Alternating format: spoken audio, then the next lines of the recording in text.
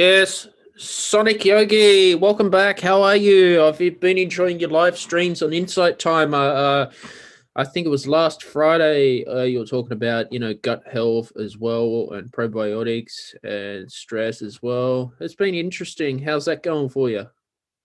It's going well. Everybody's really been interested in that topic, a little more than I thought the reaction would be. So I'm happy to share. That's amazing. And you had a big audience turnout. 600 people came onto that stream I saw. Yeah, it was a very nice turnout and a lot of interest, and I think people curious about that. And so I was just talking about how gut health really was something that impacted my healing with anxiety. Mm. Yeah, I've suffered anxiety and depression. Actually, funny about depression, I never knew I had it. I was just feeling down. I've had anxiety since I was a kid. Um, Mm. I think as you get older, your anxiety decreases for some reason. Yeah, sometimes it does. I think we get older, we get used to our patterns of life. Have you tried the Dr. Joe Dispenza breaking the habit of being yourself meditation? I don't know the meditation specifically. I know the book though, and I went to one of his seminars in Atlanta a few years ago and went through all of the meditations. And so yeah, I really like his work. Um, Good stuff.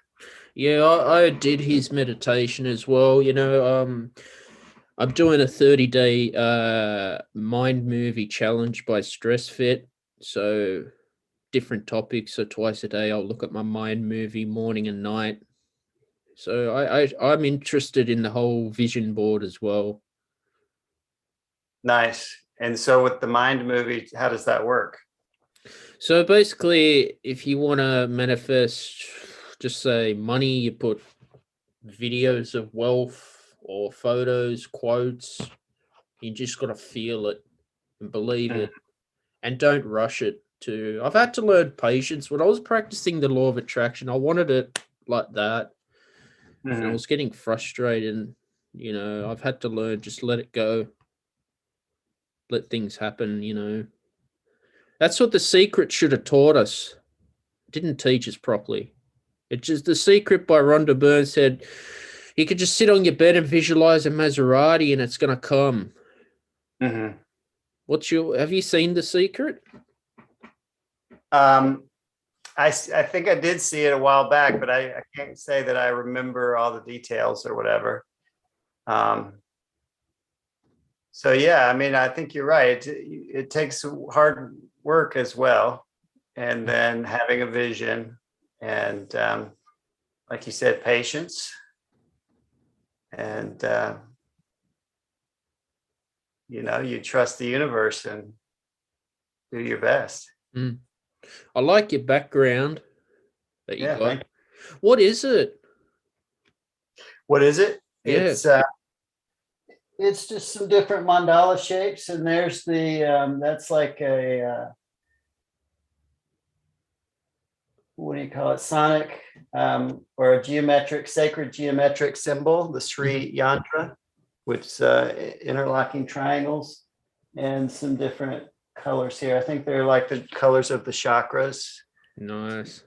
green and orange and yellow. Yeah. Yeah, it looks good. Looks good on when you're doing the live stream as well with the guitar. Do you plan to do more Tibetan singing bowls on Insight Timer? Publishing more of that stuff? Because I love Tibetan bowls, and you've got a Tibetan bowl that you wanted to demonstrate today. Yeah, I have my whole set here. Um, and so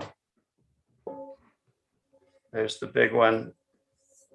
Here's a small F sharp singing bowl.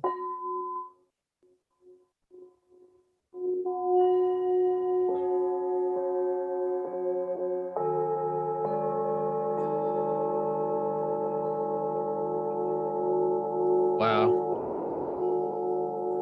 That is so cool. So what's the difference? What you got, F sharp, C sharp? Is that different sound frequencies? Yeah, exactly. So the different notes that we know in music are different hertz as well. Hmm. Um, so, for example, the C sharp would be 136 Hmm. hertz. And so when you say hertz, that just means how many vibrations per second. Um, so yeah, all of our different notes that we're used to in music are really actually mathematical calculations.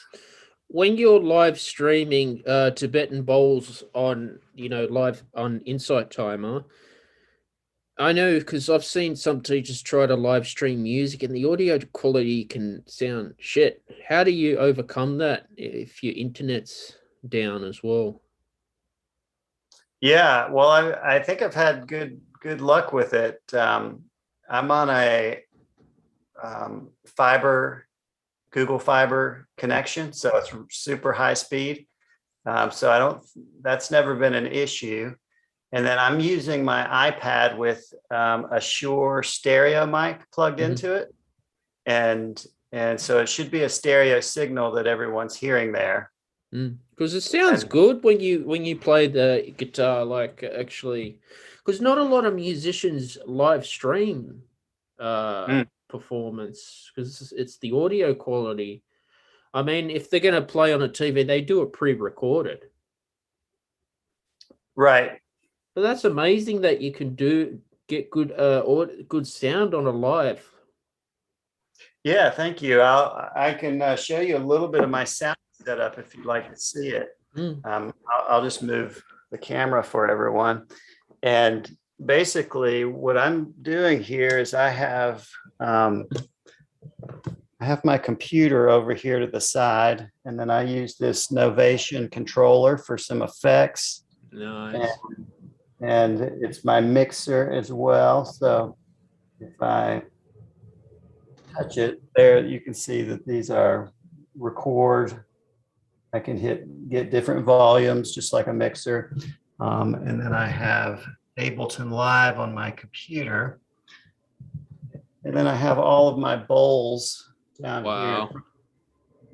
And then on either side, I have over here, I have a Fishman amplifier. And on the other side, I have a Fishman amplifier as well. And I'm going to back out a little bit so you can see. And you can see I have crystal bowls, a gong, have a charango from South America. And then, of course, I play my guitar. So, Wow. That is cool. That's a nice setup you got. yeah, thank you. Use Ableton. I use Logic Pro 10. I'm a Logic user. Nice. That's how I mix my music. But I mastered all my stuff online with BandLab. Online Okay. mastering's easy. Do you master all your stuff yourself? Yeah, I use some of the mastering plugins in Ableton, and then I'll EQ it, and then I use Alphonic, Yes, yes. That's good. and so I try to give myself like a week after I think I finish the mix though to do the master, Mm. um, just so my ears have equalized, and then I usually compare and contrast with some other recordings to make sure I'm in the right um, range with my EQ and everything. Alphonic's good, and I thank you for recommending that to me because I use that when we do our podcast. Because Zoom's got good audio quality when I'm doing it on the phone. But is there monitors you can get that can bring someone else's phone call up louder, or you can't? Like for a podcast, Yeah. well, I think you could do it, post production with the Alphonic, but I'm not sure, like in real time, what would be Mm. a good solution. Like in the radio stations as well, they have like a monitor. It's all stuff I'm experimenting with. Allphonic's good. There's also a free one called the Levelator. I use that too. I'll have to check that out. Yes, I'll send that to you. Cool. But yeah, Allphonic gets a bit pricey because you got to pay per credit too. Yeah, I did that for a couple of years, and then I finally went ahead and splurged and bought the desktop version, which was a few $100s, but considering you don't have to pay for it again, it's worth it. So can you buy a desktop version? Because I'll put a link in the description for people who are interested in Allphonic. I know I am. Yeah, there is a desktop version available from their website. That is so cool. And that's a one-off purchase? Yes. Exactly. And do you download that or do you use it online? Download it. Yep. And that's the other thing that makes it more convenient. You don't have to do all of the upload and then wait for the download. So it's much faster. Yeah, definitely be looking into that as well. But yeah, if you ever ran out of money, you can use the Levelator. It's free. It's just as good. You just got to muck around with the file because you got to use a AIFF file, and then I've got to then click and convert it to an MP3 again. So it's a bit of mucking around, but at least with Allphonic, I can just drag an MP3 or a wave, and it will upload it for me, which is awesome. And since then, I'm always looking. Are you going to do another course on Insight Timer, or are you just concentrating on the live streaming? Right now, I've been focused on the live stream, and then I have a circle there as well. And I'm doing a course by Zoom later in the month. So I've been focusing on those things, but I do have another course in my mind. So I'll get to work on that as well. I've been, during my sleep listening to Native American flute music. Actually, I love that stuff. Have you played any Native American flute? Yes. And I actually have some here if you want to hear it. Yeah. Just demonstrate. So what instrument is it? How does this work? This instrument? So this instrument is fairly simple. It's kind of similar to a recording. So you blow in here, and then air, of course, goes in this part, and then it comes up over a little hump, and then it comes out across sort of I don't know what you would call it, a flat part there, and that's kind of where the sound happens. And then it goes down, and then of course wherever you put your fingers shortens the length of the tube, and so as the length of the tube is shorter, the note goes higher. So how much are they worth, Sonic Yogi? Are they expensive? They're not super expensive. I don't actually remember how much this one cost. I think it was around $200. And can they go higher in price as well, depending on the wood quality? They can, but they're not around. I mean, I guess it depends on the maker and all of those kinds of things. But $200 or $300 would be a very, very expensive flute. Most of them you can probably get between around $100. Maybe. My clarinet made out of Grendilla wood. That's about, one was 2,500 and one was 1,000. About the same because they're using wood. Yeah. And it's made in Yamaha. I got a Yamaha made in Japan, and a Buffet was made in France, so the quality goes up as well. But with these instruments, do they just take them down from a tree? Because it's interesting. That's so cool. This one is made out of cedar wood. Wow. And you can see a little bit of a seam in it. So I assume that he took two halves and then put them together. And do you have to oil it? No. What about cleaning? How do you clean them?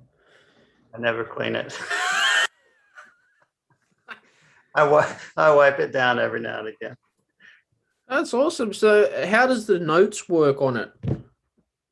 So this one just has a few different holes. So it's basically a pentatonic scale. Mm-hmm.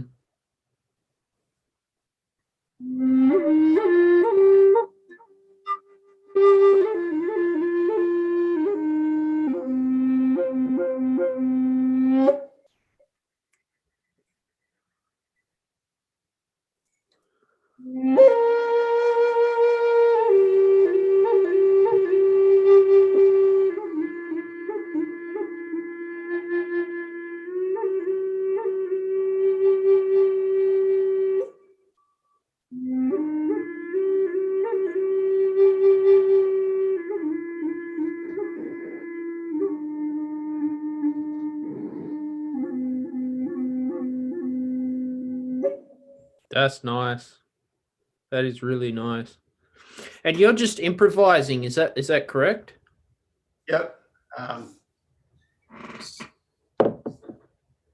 Typically what I do, I just improvise every time I play, and that way I never have to remember anything. No, that's nice. I think all Native American flute music is improvised. It is. Mhm. What about I've noticed you got meditations on the guitar as well. Mhm. How does that work? Do you just improvise, or do you have a melody that you want to play? A little bit more structured there. So usually I come up with a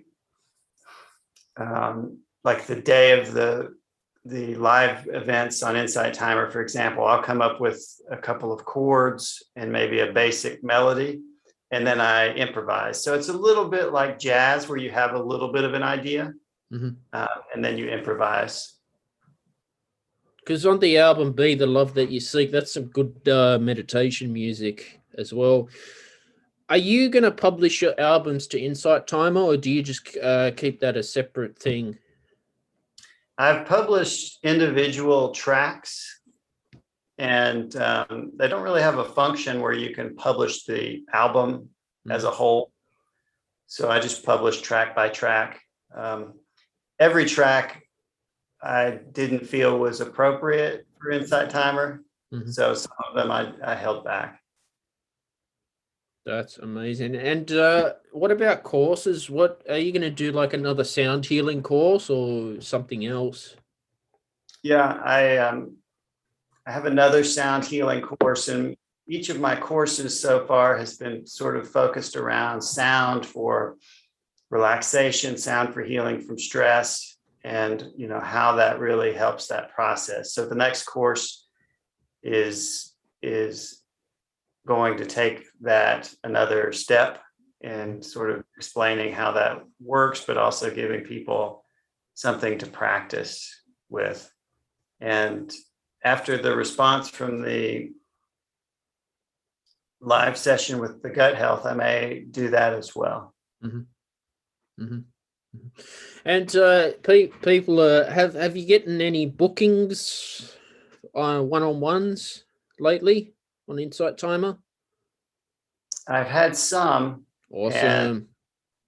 And I've got a group class coming up, which is my first group class, which is, in the same function on Insight Timer. So I'm, moving forward and kind of seeing how that goes.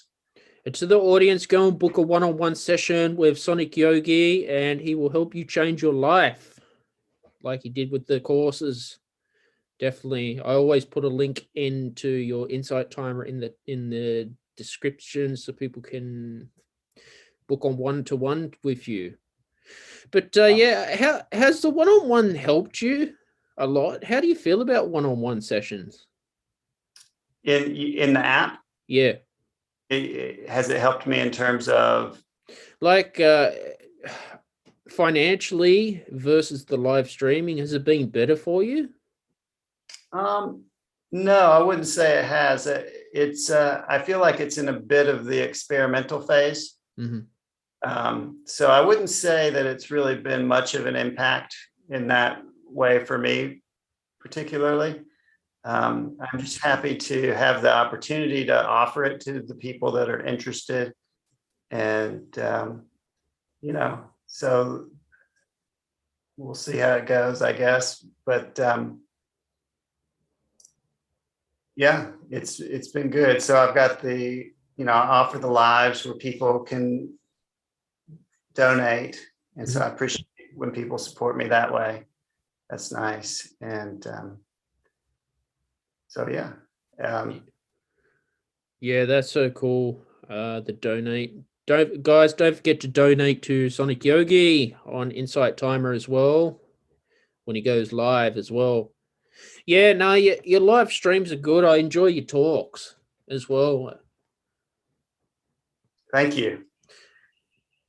You got any more talks coming up, or is it just going to be sound healing work? Well, right now on the schedule is sound healing, but I'm going to try to do a talk or two every month. Mm-hmm. So mostly sound for me, like maybe I'll do 4 of those and then maybe 2 talks in the live sessions. And so I have topics with the talks that are things that I'm passionate about and that I think also fit in with the idea of the frequency and the sound and how that also impacts us with meditation. That is awesome. Yeah, Tibetan bowls are amazing. They're so relaxing as well. Yeah, I love the sound of them. Music is good for the mind, body, and soul. I wanted to ask, why do we have stress? Stress is not good. Right. That's a good question. And I think you asked this in one of the lives as well, right? Well, a little bit of stress is okay, right? Like, and we actually are going to need it in certain instances, which is why our body has the capacity to, create adrenaline and cortisol and these chemicals that allow us to respond to situations really quickly. So if we're out in the wild and we need to get away from a wild animal, then those chemicals allow us to move out of that situation really quickly. Where it becomes problematic is if we are triggering stress responses chronically. And so this is what I cover in some of my courses.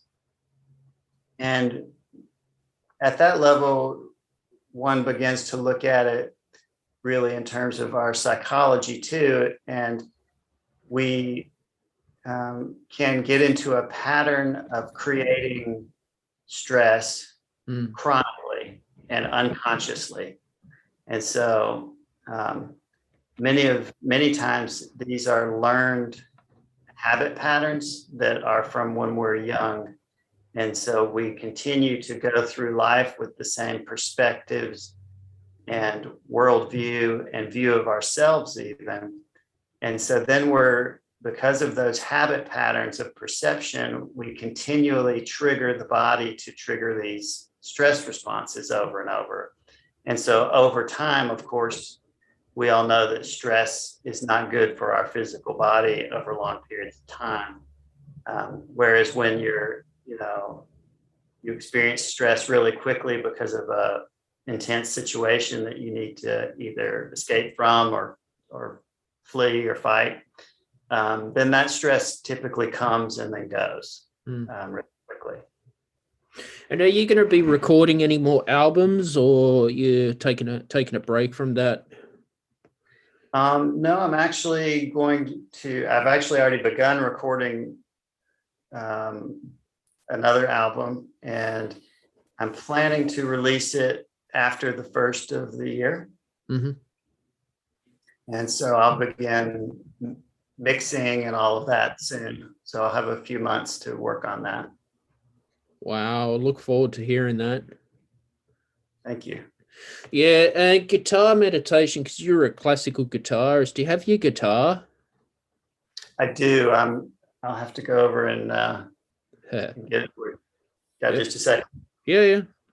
Okay. I'll leave you with the sound of a bowl. Sweet.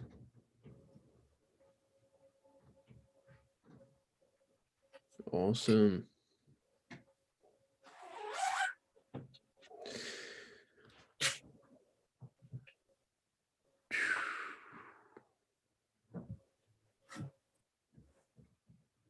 So what type of guitar is that made out of?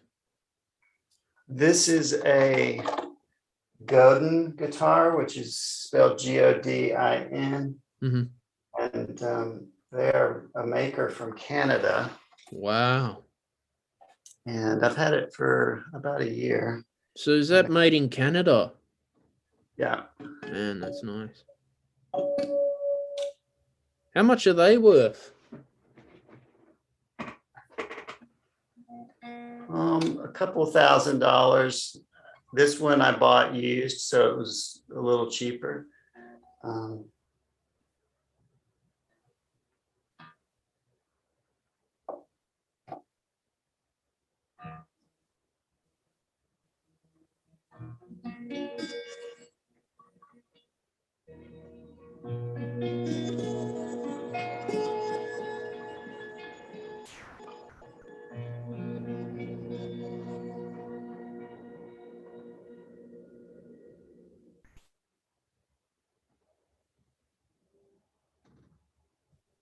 So on Ableton, I usually set myself with a little beat. Mm-hmm.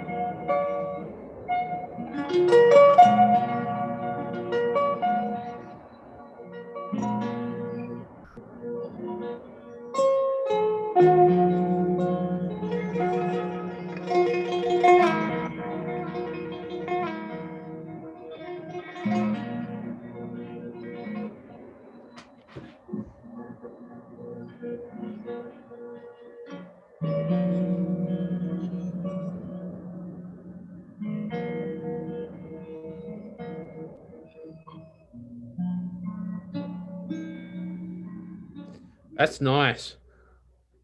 Thank you.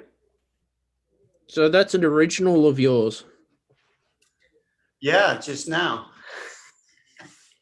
Um, I played off of two chords Mhm. and improvised a few things. And so on Ableton, I have a looper, and so I can create some little layers of sound and a nice, relaxing atmosphere that way. It's so good, all these technology now. We can do all these stuff. Remember the old days of cassette tapes? You couldn't do that back then. You had to know all your craft.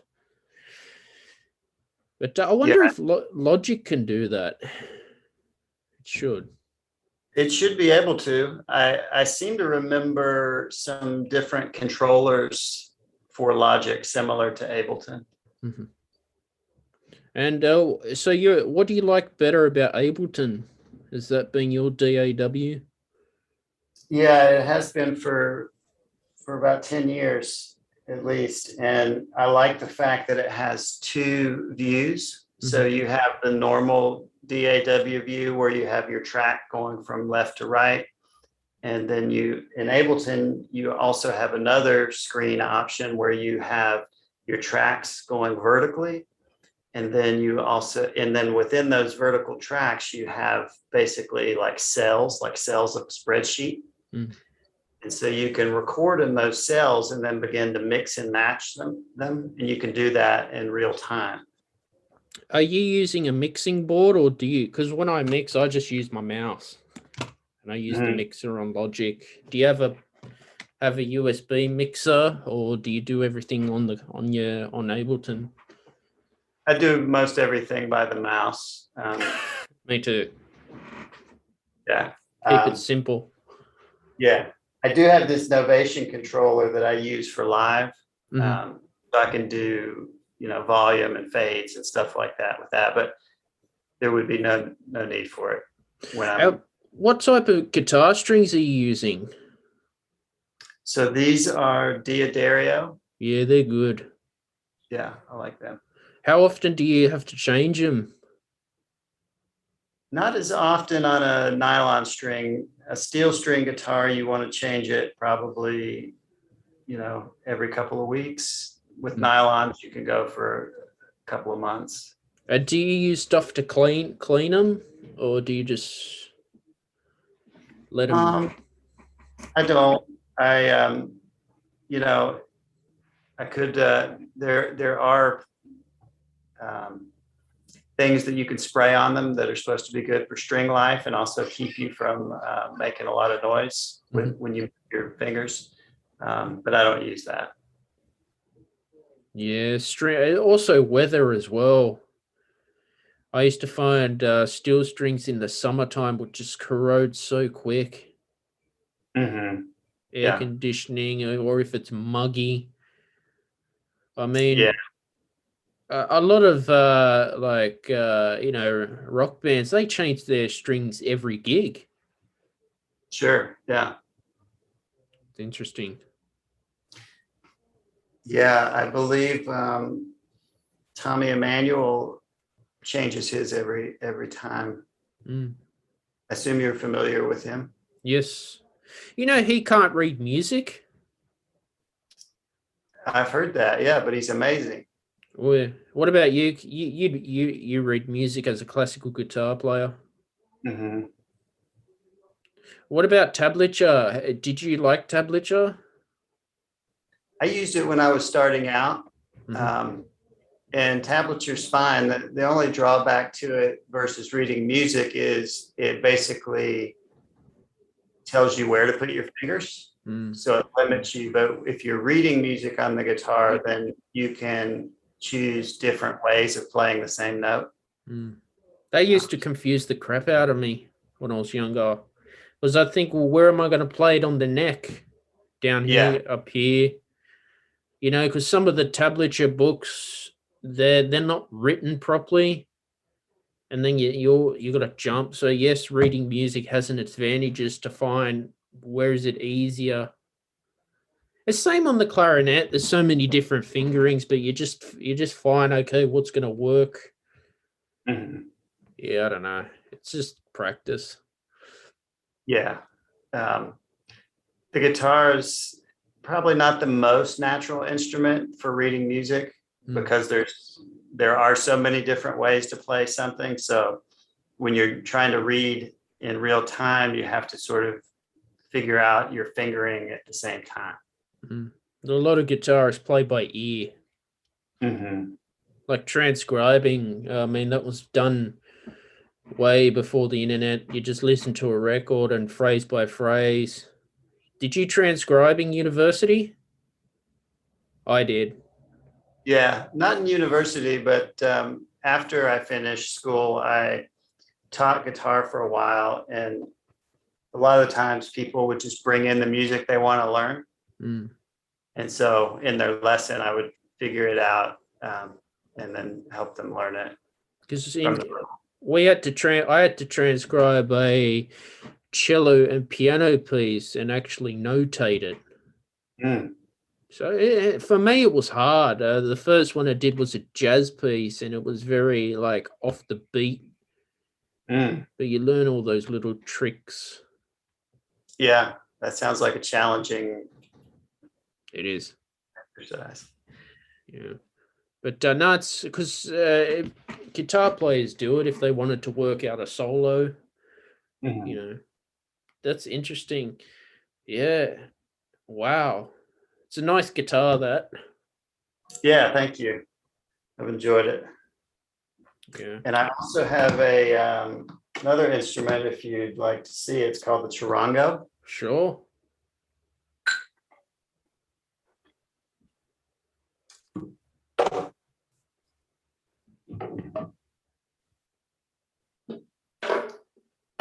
So this one I got in South America. That's got steel string, is it? Nylon as well. And so this one, it's got two strings where every single string would go, and then the middle string has an octave. And so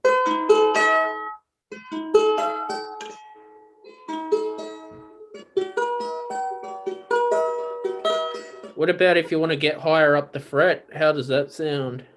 Do you ever play higher up? Yep.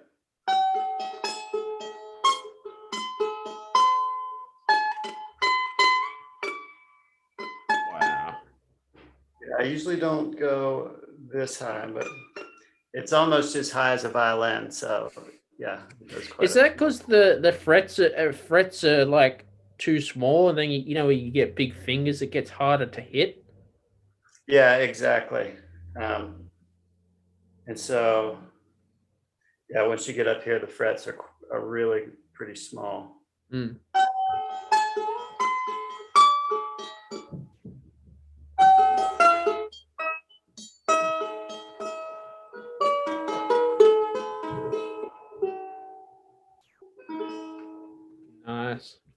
Nice. I like it. Yeah, thank you. So are they expensive to buy? So this one I bought in a little market in Cusco, and it was around 120 US dollars, which I thought was an amazing deal. And I don't know if you can see the workmanship on this. Wow. But it's really nice wood on the headstock and everything. And it looks like, I'll describe it a little bit for the people that are listening. It looks a little bit like a gourd on the back, kind of a rounded back, and each piece is a strip of wood that's been put together. And you record that for your meditations? Yeah. So I've used this in the meditation some, and I just recorded a couple of tracks using this one. Nice. I like it. No, I think you're doing good work. I look forward to hearing more stuff on Insight Timer from you. Thank you. Especially with Tibetan bowls. Have you looked at more shamanic drumming? I have actually a track with drums, and I have some drums here. I have a drum I bought in Peru as well. And so, yeah, I love drumming. It's awesome. It's good for the brain. And you're saying too on the live stream that people who meditate, they have these brainwave states or something like that. So we have different brainwave states, generally speaking. And so when we bring our brain waves down into alpha and theta, those are generally more meditative, whereas beta, which is a little bit faster state, is our normal waking state. And then delta would be our normal sleep state. Yeah, Dr. Joe Dispenza talks about that in Breaking the Habit of Being Yourself. It takes time to change those brainwave chemical states in your brain. Yeah. In Buddhism, I did a Vipassana meditation course, and they call them samskaras, which are basically habit patterns of your mind. And they just, samskara, I guess, could be translated as a scar of the mind. And so one of the analogies is that you could have a line in the sand, which would, of course, go away easily if you rub your hand over it. Then you could have a line, say, in some mud, but then it dries up, and so it's going to be a little harder to get that line to go away. Then you could have a line chiseled into a piece of rock. And so that analogy is kind of about the way we use our minds and sort of solidify our own mental habit patterns. So when we meditate and come down into some of these lower brainwave states, those lower brainwave states are actually the same brainwave states that we're naturally in when we're children, in our childhood development. And so it can help us to re-enter these states and actually begin to become aware of these patterns, these habit patterns, and then begin to notice them and make changes. Exactly. Yeah, that's amazing. It's interesting. Yeah, antidepressants too, like they can only do so much to your brain, but they do have side effects. They can loading. I know that from experience. Yeah. I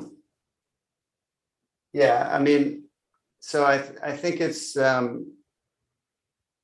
I've experienced that as well. I went on some briefly after a time of really intense anxiety many years ago, and kind of challenging to get off of them after about a year.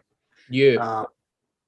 But I think there's so many angles to address our mental health.